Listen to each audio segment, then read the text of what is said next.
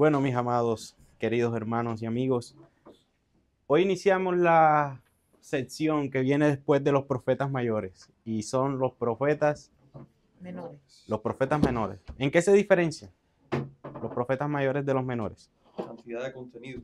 Muy bien, a la brevedad de las profecías en comparación con la longitud de los profetas mayores. Los profetas mayores son mucho más largos en contenido, es por eso que se diferencia entre profetas mayores y profetas menores. ¿Y cuáles son los profetas mayores? Los vimos la clase pasada. Bueno, ¿quién nos recuerda? Isaías, Jeremías y Ezequiel. Isaías, Jeremías y Ezequiel. Y Daniel. Y Daniel. Daniel. También entra ahí. Entonces, hoy vamos a hablar de los profetas Menores. No, menores. profetas menores. ¿Cuántos son los profetas menores? 12. 12 profetas menores. 12. Número 1. Oseas. Número 1, así es Oseas. El significado del nombre de Oseas es, el significado de su nombre significa salvación. Oseas es un libro muy, muy curioso porque ilustra Oseas fue como una especie de parábola viviente que ilustra la relación del pueblo con Dios. Dios mandó a este profeta a que tomara por esposa a una prostituta. ¿Sí recuerdan? Para hacer ese contraste entre la relación del esposo fiel, que es Dios, y el Israel infiel, que era la esposa. Así que ya se pueden imaginar que a este profeta no le tocó una vida fácil. Profetizó al reino del norte y al reino del sur. Él profetizó en el periodo en que el reino del norte fue llevado al exilio. Entonces después, posteriormente profetizó al reino del sur. La metáfora aclara los temas de este libro que son pecado, juicio y amor perdonador. Hay una frase que retumba, que resuena a lo largo de todo el libro y se encuentra en el capítulo 4, versículo 6 de Oseas, que dice que mi pueblo perece por falta de conocimiento. Ellos habían dado la espalda a lo que Dios les había mandado en su pacto en el monte de Sinaí. Y ese es el principal motivo por el que el pueblo pereció, por falta de conocimiento. Ahora, ¿dónde vemos a Cristo en Oseas? Como habíamos dicho, Oseas pinta la relación entre el esposo fiel y la esposa infiel. La presencia de Cristo en este libro es permanente, como amado y redentor de su pueblo. Podemos ver a Cristo en este libro. Así como Oseas fue redentor de su esposa Gomer, también muestra la posición de Cristo como redentor de su pueblo. Lo podemos ver en Oseas capítulo 13, versículo 4. Dice, mas yo soy Jehová tu Dios desde la tierra de Egipto. No conocerás, pues, otro Dios fuera de mí, ni otro Salvador sino a mí. Amén. Ni otro Salvador sino a mí. Amén. Ahí vemos claramente cómo Dios se manifiesta como redentor y salvador de su pueblo. Muy bien, vamos a pasar al siguiente libro. Vamos a Joel, segundo libro, Joel. ¿Alguna idea de Joel?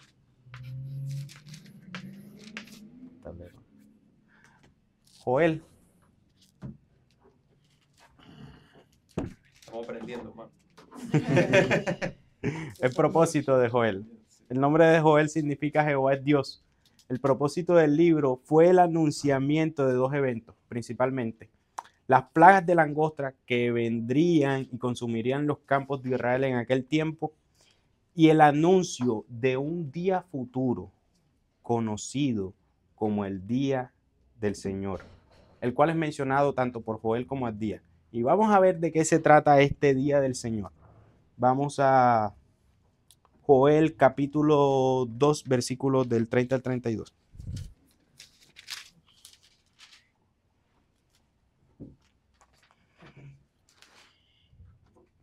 Y daré prodigios en el cielo y en la tierra, sangre y fuego y columnas de humo. El sol se convertirá en tinieblas y la luna en sangre antes que venga el día grande y espantoso de Jehová.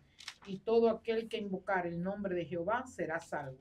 Porque en el monte de Sión y en Jerusalén habrá salvación, como ha dicho Jehová, y entre el remanente el cual él habrá llamado. Amén. Este pasaje describe acontecimientos futuros antes de la segunda venida de Cristo. Pero aquí vemos dos cosas que resaltan mucho en estos pasajes. Y uno es que va a haber un juicio para condenación, pero también vemos que va a haber un tiempo para salvación. Joel nos muestra que el día del Señor será un día de juicio. Será un día de juicio en donde todos vamos a rendir cuentas, como dice la palabra de Dios, por lo que hayamos hecho. Pero también será un día de salvación. También será un día de salvación. Entonces, este libro es difícil ubicarlo en qué tiempo fue profetizado. Hay algunos estudiosos que dicen que el libro probablemente fue profetizado durante el tiempo del rey Joás, probablemente, pero no se sabe a ciencia cierta cuándo profetizó este profeta. Pero el mensaje de Joel no está conformado con el tiempo. Más bien forma una doctrina que puede ser repetitiva y aplicada en cualquier época. Entonces debemos de estudiar este libro con esa perspectiva, porque posiblemente no nos podamos ubicar de manera exacta en qué periodo profetizó este profeta. Y entonces eso nos lleva a nuestro tercer profeta menor. Vamos con Amós. Vamos a ver aquí.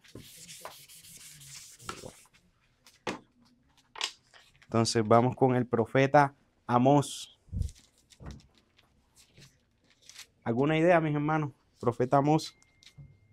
Es otro que llama al arrepentimiento. Sí, y a que pensemos en los pobres, en los oprimidos, antes que en nuestra propia satisfacción. sí, así es. Sí, definitivamente. De hecho, Amós es uno de los libros donde aparecen más juicios que promesas. El profeta muestra el propósito mediante la repetición de la frase por 3 pecados. ¿Sí recuerdan? Por 3 pecados de Damasco, por 3 pecados de Gaza, sí. por 3 pecados de Edom, de los hijos de Amón, por 3 pecados de Moab, por 3 pecados de Judá, por 3 pecados de Israel. Nadie se salva de las denuncias de Amós. Amós profetizó sobre el exilio del reino del norte. Y mis hermanos, aquí hay algo importante que me llamó mucho la atención y que quiero compartir con ustedes, y es el peor juicio que puede traer Dios sobre una nación. Y el peor juicio que Dios puede traer sobre una nación es la ausencia de su palabra profética y correctora que lleva al arrepentimiento. A través del profeta Amós, Dios dice que traerá hambre por la palabra de Dios. Vamos a verlo. Amós, capítulo 8, versículos 11 y 12. Yo lo tengo aquí sombreado. Aquí vienen días, dice Jehová el Señor, en los cuales enviaré hambre a la tierra, no hambre de pan ni sed de agua, sino de oír la palabra de Jehová. E irán errantes de mar a mar, desde el norte hasta el oriente. Discurrirán buscando palabras de Jehová y no la hallarán. Y no la hallarán. Ese es el tiempo del fin ya. Así es, mi hermana. Y por eso quiero que vayamos a Isaías, capítulos 5 y versículo 8. Porque este es un llamado. Y es un llamado a que dice así Isaías: busquen al Señor mientras pueda ser hallado. Llámenlo en tanto que esté cerca. Abandone el impío su camino y el hombre malvado sus pensamientos, y vuélvase al Señor, que tendrá de él compasión, al Dios nuestro, que será amplio en perdonar. Así es. Dice el versículo 8, porque mis pensamientos no son vuestros pensamientos, ni vuestros caminos mis caminos, dice Jehová. Hermano, esto es un llamado, y es un llamado urgente a que busquemos a Dios mientras que Mientras pueda ser hallado. mientras pueda ser hallado, porque va a llegar un día donde llegará el juicio y van a pasar dos cosas: trigo, cizaña, Ujú. cabritos y ovejas, El ladero de todo cristiano. y todo habrá terminado. Por eso nosotros hoy tenemos la posibilidad de acercarnos a ese trono de gracia a través de Cristo, para alcanzar perdón, para hallar gracia delante de Dios. Así que no se olviden de estas palabras, mis hermanos. Busquen a Jehová mientras pueda ser hallado. Mientras esté cerca, busquémoslo. No solamente es un llamado al arrepentimiento de las almas perdidas, sino también a nosotros como creyentes. Que lo busquemos día a día, porque Él es quien nos consuela, Él es quien nos ayuda en el día de nuestra angustia. Él ha prometido estar con nosotros. Así que pasamos a nuestro siguiente profeta, que es Abdías. Vamos con nuestro profeta Abdías. Abdías quiere decir siervo de Jehová. Es el libro más breve del Antiguo Testamento. Tiene solamente 21 versículos. Y 2 capítulos nada más. No, Abdías. Ese es Jonás. Abdías tiene solamente uno. Una sola página. Una sola página. Ya, sí, 21 capítulos. Pero es un libro muy productivo. Fue uno de los profetas que no profetizó ni contra Israel ni contra Judá, al igual que Jonás y Nahum. Jonás y Nahum profetizaron contra Nínive. Ahora más adelante vamos a hablar un poquito sobre ello. Y Daniel también entra en esa gama de profetas que no profetizaron en contra de Israel ni de Judá. Daniel profetizó sobre los imperios del mundo. Entonces, la profecía de Abdías va dirigida hacia los edomitas, que fue una nación que se originó en Esaú. ¿Recuerdan Esaú? Sí. ¿Hermano de quién? De Jacob. Hermano de Jacob.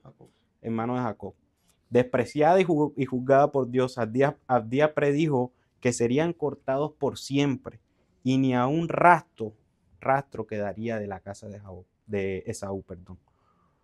Los edomitas, la última vez que se supo de ellos fue cuando Jerusalén, Israel, fue destruida en el año 70 después de Cristo. Después de ahí no quedó más rastro de los edomitas. Es un dato importante porque se cumple lo dicho por el profeta. Hasta el sol de hoy, después del año 70, no quedó más rastro de los edomitas. Pero en este libro también encontramos una promesa de redención para el pueblo de Israel durante la segunda venida de Cristo. Hasta el 17. Porque cercano está el día de Jehová sobre todas las naciones. Como tú hiciste, se hará contigo. Tu recompensa volverá sobre tu cabeza. De la manera que vosotros bebisteis en mi santo monte, beberán continuamente todas las naciones. Beberán y engullirán y serán como si no hubieran sido.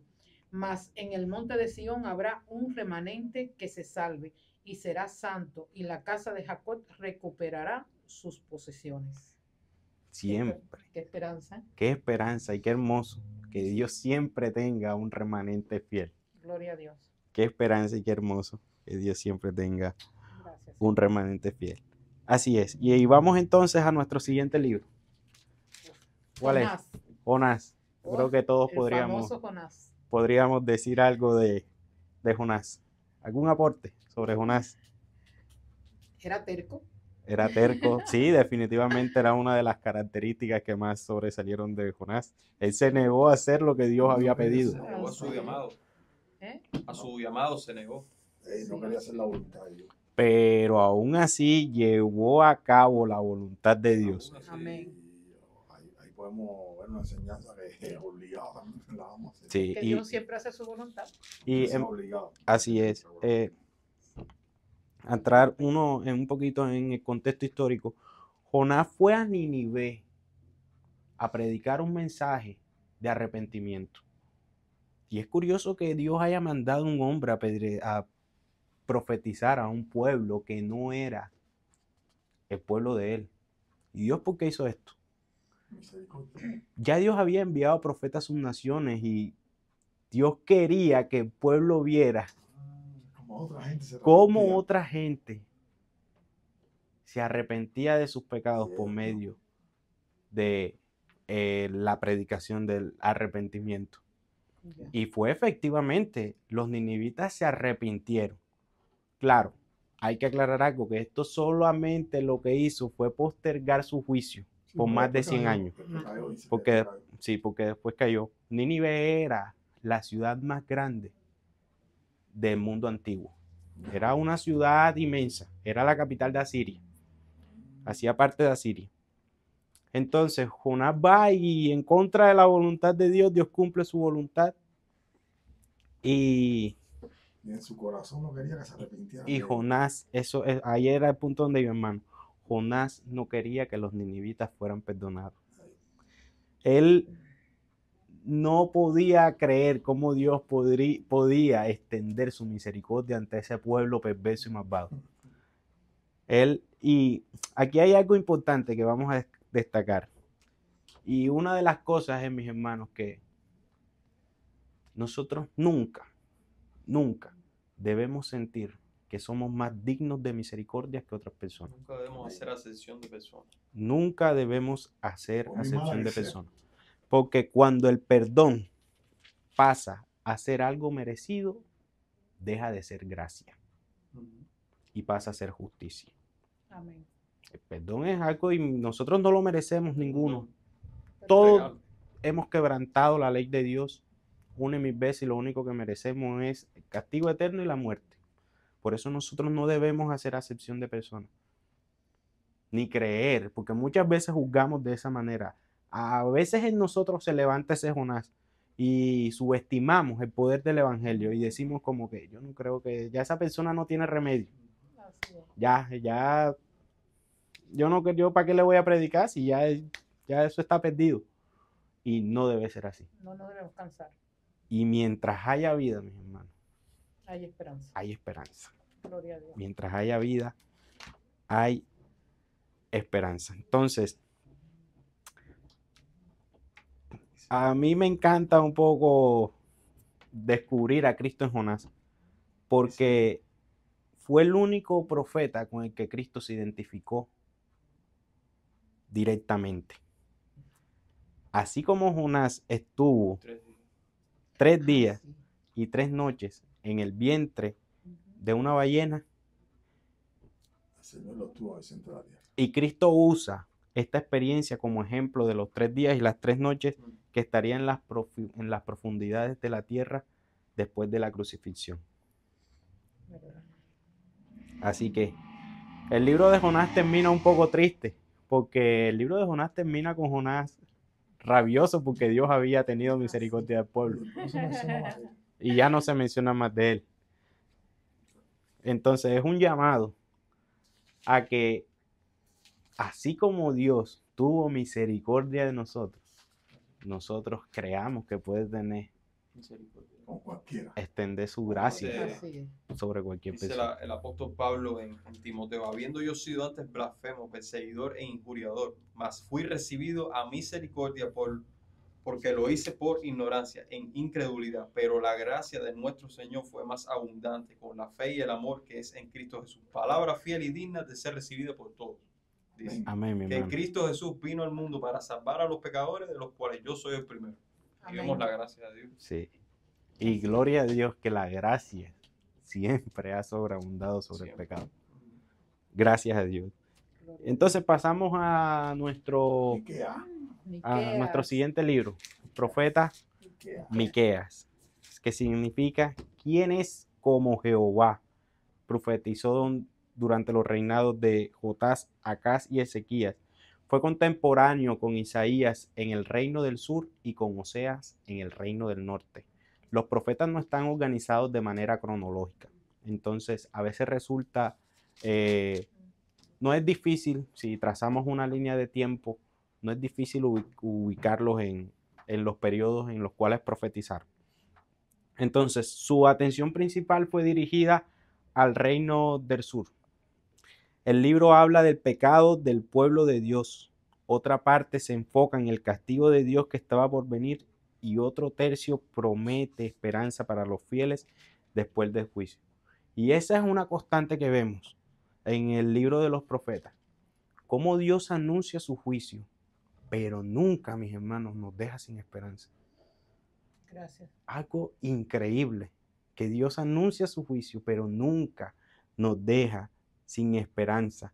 Miqueas nos brinda una de las profecías más significativas en la Biblia en cuanto al nacimiento de Jesús y su eternidad. Vamos a Miqueas, capítulo 5, versículo 2.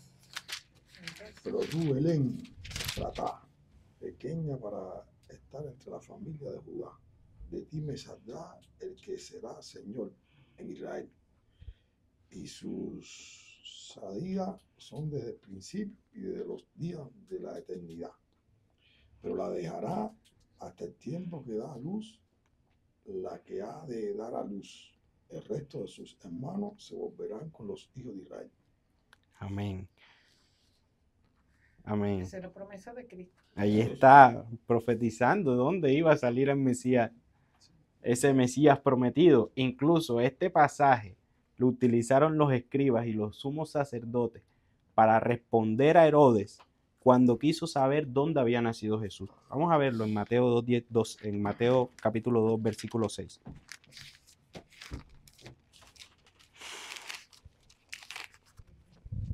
Dice, y tú, Belén, de la tierra de Judá, no eres la más pequeña entre los príncipes de Judá, porque de ti saldrá un guiador que apacentará a mi pueblo Israel. Que pastoreará a mi pueblo Israel. Una y otra vez, ahí vemos constantemente cómo los profetas anunciaron a aquel Mesías. Y Herodes temió en ese momento y mandó toda la matanza de los niños. Así es, precisamente sí. fue ahí cuando él ordenó la matanza Ajá. de todos los niños. Así es, mi hermano. Entonces, pasamos a nuestro próximo libro. Nahum. ¿Vamos a dónde? Nahum. A Nahum, profeta Nahum. Habíamos dicho que hubieron 3 profetas que no profetizaron directamente contra Israel ni contra Judá. Bueno, realmente fueron 4. Y uno de ellos fue Nahum. Nahum fue el profeta que Dios envió para profetizar contra Nínive más de 100 años después de que Jonás profetizó contra esta misma nación. El libro de Nahum es un anuncio profético directo del juicio contra Siria. Recuerden que Nínive era la capital de Asiria, por las atrocidades crueles y prácticas idólatras. 100 años profetizó Nahum después de Jonás. Un dato bastante importante, y es que Nahum profetizó en el capítulo 3, versículo 11, si lo pueden buscar. Nahum predijo que la ciudad estaría escondida. Tú también serás embriagada y serás encerrada. Tú también buscarás refugio a causa del enemigo. Lo repite, hermana. Tú también serás embriagada y serás encerrada. Tú también buscarás refugio a causa del enemigo. Capítulo versículo 11. Nahum, versículo 3, versículo 11. Sí, ahí estamos.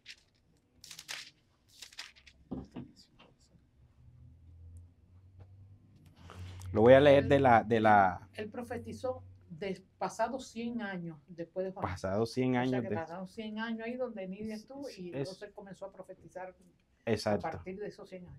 es correcto. Más de 100 años, alrededor de 150 años aproximadamente pasaron. Voy a leer de la Nueva Biblia de las Américas, que nos da Otro enfoque. sí, otro enfoque. Es prácticamente lo mismo, pero dice así: tú también quedarás embriagada, estarás escondida, tú también buscarás refugio del enemigo.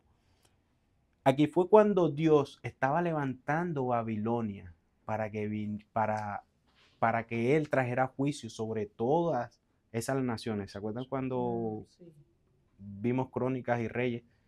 Más o menos en ese periodo que Dios levantó a Babilonia para que trajera juicio sobre los asirios. Ujú. Dios dice que la capital, que Nínive, quedaría escondida. Dice que sería escondida. Y un dato curioso es que así fue. La ciudad fue sitiada y quedó en ruinas y escondida prácticamente en medio del mar. Y la ciudad la redescubrieron. Efectivamente, como había profetizado Nahum, la descubrieron escondida hace aproximadamente unos 2 siglos. Hace aproximadamente. Nínive. La redescubrieron. Hace aproximadamente 1 o 2 siglos. No recuerdo muy exactamente el dato, pero fue algo impactante. ¿Y quién fue que la destruyó? ¿Quién? ¿Los persias? Fue Babilonia. Sí, Babilonia. Fue el papá de Nabucodonosor, Nabopolassar. Y Nabucodonosor era su hijo quien lo presidió y bueno. Y ellos destruyeron a Siria. Entonces vemos incluso cómo hasta la historia respalda lo que está escrito en este libro. Entonces,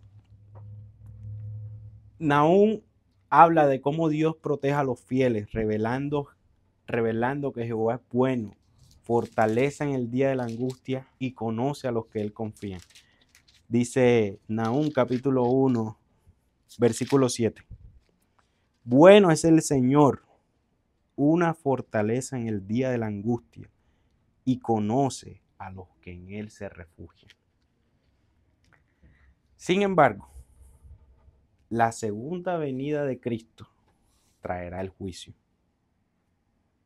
Capítulo 1, versículos 2 y 3.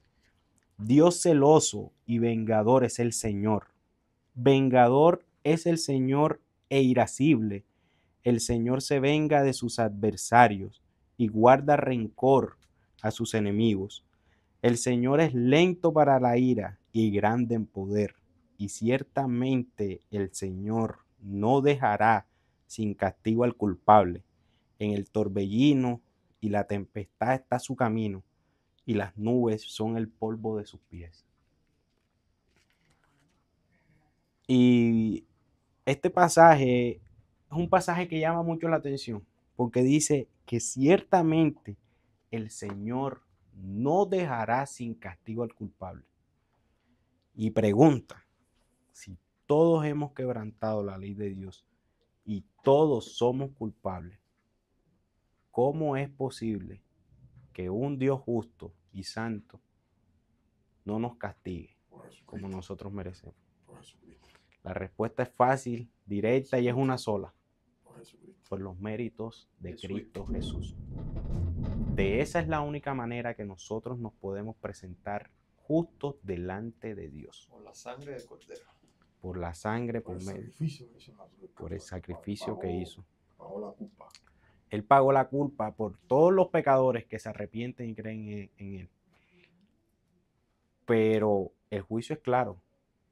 Y si tú no te arrepientes de tus pecados, mira, mi hermano, el día de juicio Dios va a castigar cada uno de los pecados.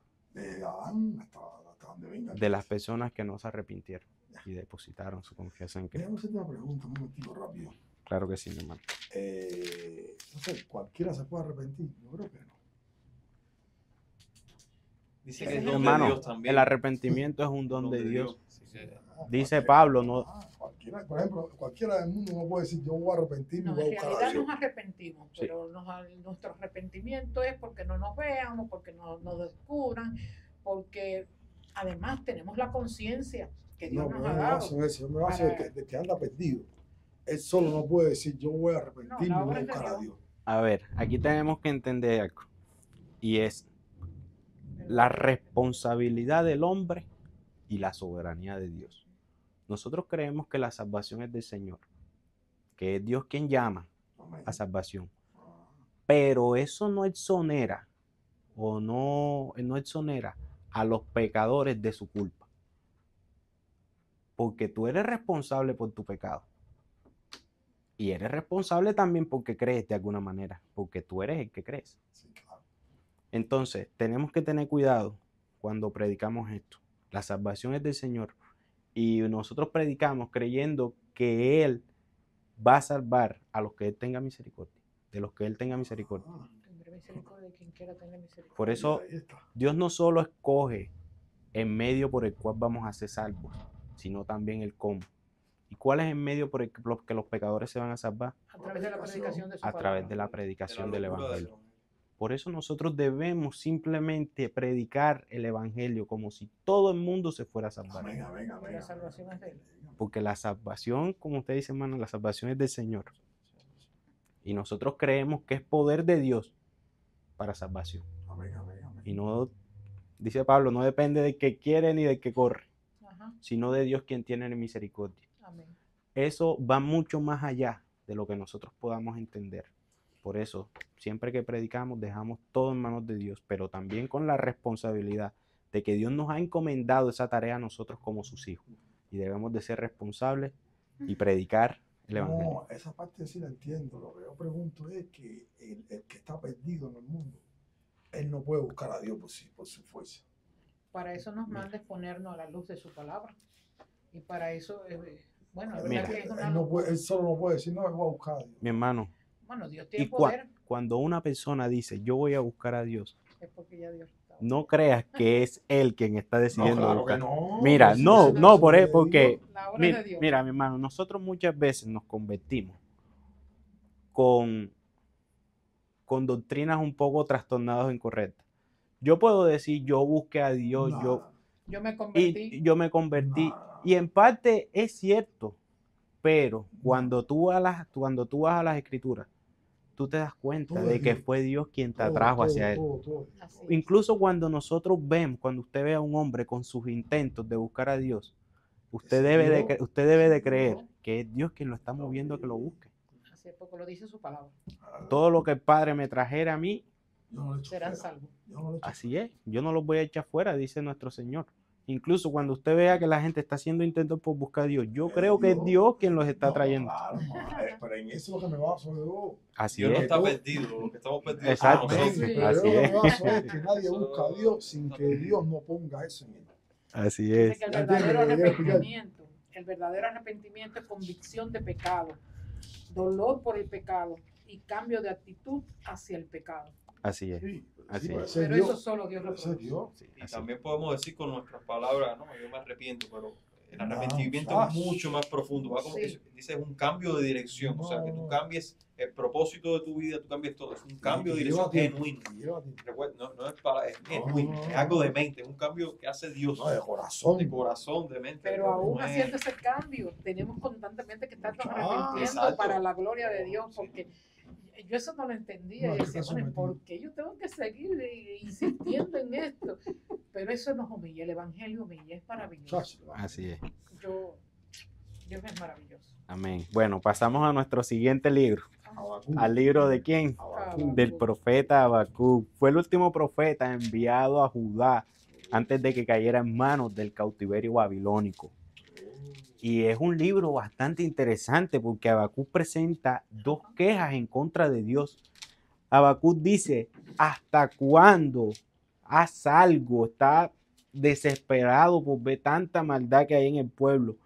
Y Dios le responde que está levantando a Babilonia para juzgarlos Ah, por su justicia y su maldad. La vida se había vuelto horrible en el pueblo de Judá. había violencia, injusticia, idolatría, y Habacuc estaba, parece, un poco desesperado y quería respuestas de Dios, y le dice: ¿hasta cuándo, Dios? Haz algo. Y Dios le dice que está levantando a los babilónicos, pero Habacuc parece tener un problema. Él parece que tener, no, sino que problema con la respuesta de Dios, y le dice a Dios lo mismo que todos en algún momento nos preguntamos: ¿cómo es posible que tú estés levantando a Babilonia, a una nación más perversa que nosotros, más idólatra, para traer juicio sobre nosotros? Esas son las quejas de Habacuc. Sí, claro. Que no. ¿Por qué están levantando una nación más perversa que nosotros? Ellos son violentos, devoran a las naciones, tratan a los humanos como animales, dice Habacuc. Pero Dios les responde que Él hará caer a Babilonia. Y aquí entra otra incógnita. Y es que vemos cómo entonces se crea un ciclo interminable de venganza. Una nación se levanta y Dios juzga. Pero esa nación tiene que ser juzgada también. Entonces vemos aquí un ciclo interminable de venganza. Entonces, ¿cómo descansa Habacuc en que algún día todo esto va a acabar? Y es que Habacuc ve una visión. Y Habacuc vio la victoria de Dios sobre el mal en el capítulo 13, en el capítulo 3, versículo 13. Vamos a buscarlo. Y esto es lo que resuelve el dilema del profeta. Y saliste para socorrer a tu pueblo, para socorrer a tu ungido. Traspasaste la cabeza de la casa del impío, descubriendo el cimiento hasta la roca. Sale. Selah. 3:13, ¿no? Me dijiste 3:13. 3:13, sí, está bien. Dice así, lo voy a leer otra vez. Saliste para salvar a tu pueblo, para salvar a tu ungido. Destrozaste la cabeza de la casa del impío, descubriéndolo de arriba abajo. Esa es otra versión. Esa es otra versión. Y Habacuc ve en visión cómo iba a ser ese día en que Dios iba de una vez por todas a acabar toda la maldad del mundo. Como termina Apocalipsis, ¿no? Exactamente. Entonces, pero mientras tanto, Habacuc nos enseña algo importante. En medio de toda la angustia y todo esto que le estaba pasando, Habacuc nos enseña cómo debemos nosotros manejarnos en tiempos de angustia. Y es algo que tocó profundamente mi corazón y lo quiero compartir con ustedes. Y voy a leer desde el capítulo 16 hasta el 19. Y dice así: después de él haber visto la visión, después de haber visto ese día del Señor en el que todo iba a acabar, donde ya no habría más maldad, él dice: oí y se estremecieron mis entrañas, a tu voz temblaron mis labios, entre podredumbre en mis huesos. Entra podredumbre en mis huesos y tiemblo donde estoy. Tranquilo espero en el día de la angustia, al pueblo que se levantará para invadirnos, aunque la higuera no eche brotes, ni haya fruto en las viñas, aunque falte el producto del olivo y los campos no produzcan alimento, aunque falten las ovejas de redil y no haya vacas en los establos. Imagínense uno como agricultor que esté pasando todo esto, está describiendo la situación de alguien que no tiene nada. Y él dice: aunque pase todo esto, aunque no tenga nada, aunque haya hambre, él dice: con todo yo me alegraré en el Señor, me regocijaré en el Dios de mi salvación. El Señor Dios es mi fortaleza. Él ha hecho mis pies como los de las ciervas y por las alturas me hace caminar. Amén. De esa manera nosotros debemos confiar en el Señor en medio de la angustia, así como lo hizo Él. Alegrarnos en el Señor y regocijarnos en nuestro Dios de nuestra salvación. Es hermoso lo que podemos aprender de este profeta, así que Mientras tanto, porque a veces nos preguntamos por qué tanta maldad, por qué está pasando esto, por qué. Esperemos en nuestro Señor, confiemos en Él. Porque hasta ahora lo ha demostrado. Así es. Entonces pasamos al siguiente profeta, profeta Sofonías. Sofonías profetizó durante el reinado de Josías, después de Manasés y Amón. Aproximadamente estos reyes duraron 60 años gobernando Judá. Tuvo una influencia muy notable sobre las reformas que Josías trajo a la nación. Si recuerdan que Josías fue fue en ese periodo que se redescubrió la ley de Dios y hubo un avivamiento durante ese periodo de este rey de Judá. El mensaje de Sofonías del día del Señor le advirtió a Judá que los días finales estaban cerca a través del juicio a las manos de Nabucodonosor.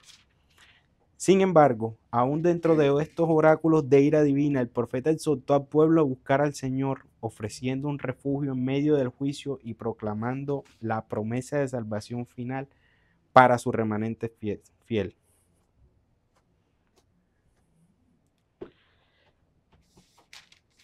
Siempre hay esperanza, siempre habla del remanente. Sí, así es. Y Cristo mismo aludió a Sofonías relacionando su segunda venida. Y vamos a verlo porque vale la pena. Sofonías 1:3. Sofonías 1:3. 3 o 13. 3. 3 o 3. Destruiré los hombres y las bestias, destruiré las aves del cielo y los peces del mar, y cortaré a los impíos y raeré a los hombres de sobre la faz de la tierra, dice Jehová. Y este pasaje es paralelo con Mateo 13:41. Dice Mateo 13, capítulo 41. El Hijo del Hombre enviará a sus ángeles y recogerán de su reino a todos los que son piedra de tropiezo y a los que hacen iniquidad, y los echará en el horno de fuego. Allí será el llanto y el crujir de dientes. Entonces vemos cómo Sofonías y Cristo, ambos conjuntamente, aluden a la segunda venida del Mesías, donde va como juicio. donde todo va a ser consumido y Dios va a traer el juicio sobre todos los hombres y todas las naciones.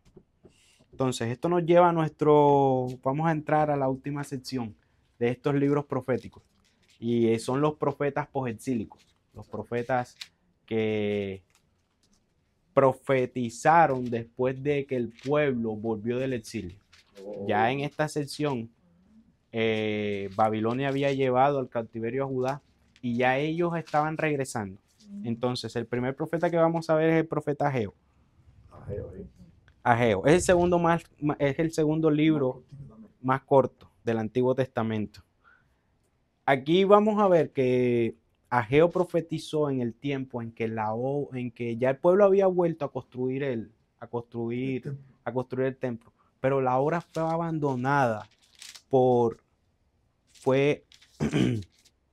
fue abandonada por la oposición que habían hecho los samaritanos que se habían quedado ahí en Israel en ese tiempo. Entonces la obra fue abandonada. Entonces Ageo fue junto con Zacarías, que ahorita vamos a hablar un poco más de él, y animaron al pueblo a reconstruir el templo. Y como resultado, efectivamente, terminaron de reconstruir el templo 4 años después. Entonces, la reedificación del templo fue una parte importante del plan de Dios para bendecir a su pueblo, en especial porque estaba relacionado con la venida del Mesías. Y el mismo Mesías, como representante ungido de Dios en la tierra, traería su gloria, paz y propiedad al pueblo de Dios. De hecho, en el Nuevo Testamento vemos cómo Cristo se revela a sí mismo como la personificación del templo. En Juan capítulo 2, versículo 19. Y hay uno más que es más que en el templo de Jehová. Eso es lo que dijo el Señor. Hay uno más. grande que el templo en este lugar. Destruyan este templo. Respondió Jesús y les dijo, destruid este templo y en 3 días lo Y levantaré. en Está 3 hablando del templo de días. su cuerpo. Exactamente. Exactamente. Entonces pasamos al siguiente profeta, que es el Zacarías. profeta Zacarías. A Zacarías se le conoce como el Apocalipsis del Antiguo Testamento. Wow. Y es porque este es un libro, o este es el libro más mesiánico y escatológico del Antiguo Testamento. Era un contemporáneo con Ageo y comenzó a profetizar aproximadamente unos 2 meses después de él. Aquí hay algo importante y es que la profecía estaba pronto a silenciar por más de 400 años. Ya el periodo de los profetas estaba culminando. Entonces Dios usó a este profeta para traer un refrigerio y esperanza para el futuro a fin de sustentar ese remanente fiel a través de esos años de silencio. Venía un periodo de 400 años y vamos a hablar de eso ahorita, si nos da tiempo, si no la próxima clase, que es el periodo intertestamentario, que es el tiempo que hay entre el Antiguo Silencio. y el Nuevo Testamento, donde Dios permaneció en silencio por más de 400 años. Por más de 400 Y años. así nosotros nos desesperamos. Ah, sí, sí, sí. Entonces, hay una doctrina aquí que a mí me gusta mucho y es, como nuestro hermano Gabriel hablaba un poquito de eso ahorita, y es que el arrepentimiento sincero tiene que ver más que las meras palabras. También tiene que ser un cambio de mente y un cambio en nuestras acciones. Como decía Gabriel, la palabra arrepentimiento significa eso, hacer un U-turn, hacer Cambio de modo de vida. volverse de un cambio de dirección. Entonces, como decíamos, en el libro de Zacarías ahí podríamos recorrer muchos pasajes sobre el Mesías venidero. A Cristo nos lo muestra como el siervo, como mi siervo el renuevo, capítulo 3, versículo 8. Y en su trono, y también nos lo muestra como sacerdote, versículos 6 y 13. Y siendo aquel a quien traspasaron, versículo 12 y 10. Zacarías presenta a Cristo como humilde y triunfante a la vez. Cristo es el rey de la salvación, porque viene humilde y cabalgando sobre su asno. Capítulo 9, versículo 9, si quieren, lo Sí. podemos leer. Alégrate mucho, hija de Sión, da voces de júbilo, hija de Jerusalén. He aquí tu rey vendrá a ti, justo y salvador, humilde, y cabalgando sobre un asno, sobre un pollino, hijo de asna. Y así fue. Y así fue. Malaquías. Y así fue. Y entonces esto nos lleva a nuestro último libro de este recorrido que hemos hecho sobre el Antiguo Testamento, y es el libro de Malaquías. Malaquías. Traer los diezmos a la solima es robar. Así es, de hecho, esa es una constante en el libro de Malaquías, diciendo que el pueblo desafía y se rebela contra el pueblo, desafía al Señor y vemos cómo se rebela contra él. Escribió aproximadamente un siglo después de Ageo y Zacarías. Este fue el último profeta, estamos hablando de 100 años, un siglo. Milenio, 1000 años, siglo, 100 años, década, 10 años. Un siglo después de Zacarías y Ageo, o sea, 100 años después, vino Dios este profeta para que cierre el Antiguo Testamento y marque el inicio de más de 400 años de silencio profético. Pero Malaquías deja a los lectores con una proclamación impactante, y es el versículo 3, capítulo 1. Y la frase resuena mucho en mi cabeza, y es He aquí envío mensajero, ahí, el espera. cual preparar el camino delante de mí, y Así. vendrá súbitamente en su templo. El Señor a quien vosotros buscáis, y el ángel del pacto a quien deseáis vosotros. Aquí viene, ha dicho Jehová de los ejércitos. he aquí viene. He Mm, aquí viene. el Ya Señor María, viene, ya Malaquías está diciendo, Ya está Y viene el Señor, Ya está viene el aquí. Salvador. Y ya está vino aquí. 400 años Y después. vino Eso fue. 400 años. Wow.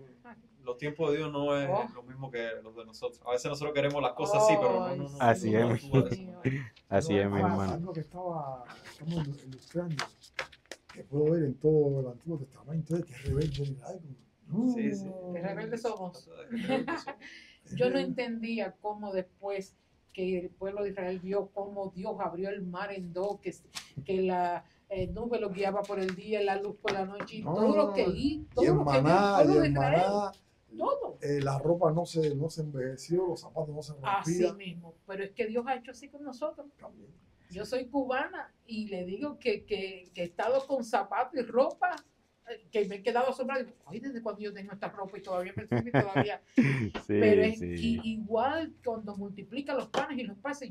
Yo en mi casa, allá en Cuba, me he quedado asombrada cuando he tenido visitas y pongo la olla, digo, bueno, que como todo, ya yo comí, óyeme, y todo el mundo come y queda. Digo, pero Señor, es verdad que tú multiplicas los panes y los peces.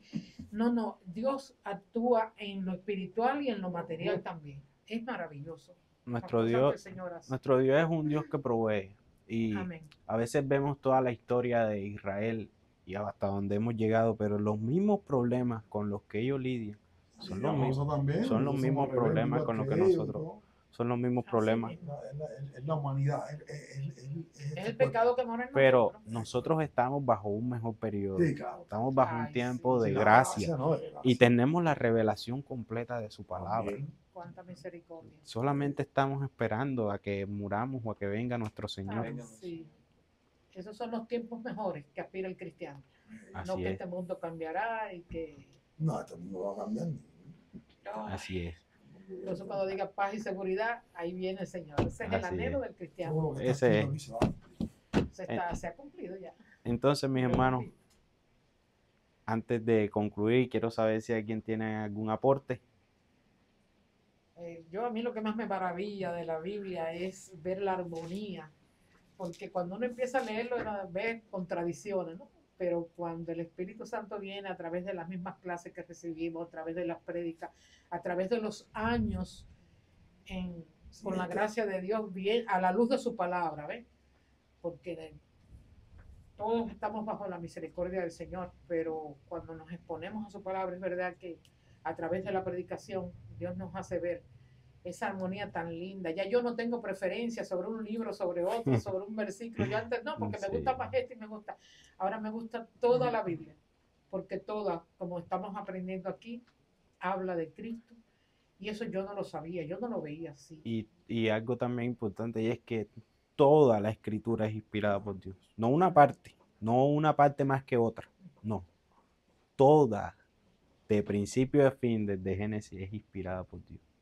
Aún sabiéndolo intelectualmente, pero no lo tenemos esa conciencia. También nos muestra que todo el Antiguo Testamento, que tenemos un Dios confiable, un Dios fiable, o sea, un Dios que todo lo que promete, Él cumple. Tenemos la evidencia bíblica, pero tenemos la evidencia histórica. Usted mismo estaba diciendo que se encontró, o sea, no va a haber excusa para el hombre impío cuando llegue ese, tanto cuanto parta o como cuando venga el Señor.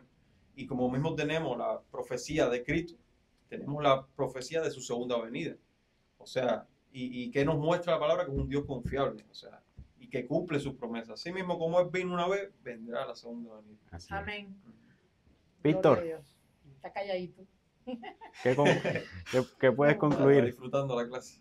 No tengo nada más que añadir. Muy buena la clase, muy buena. Precioso.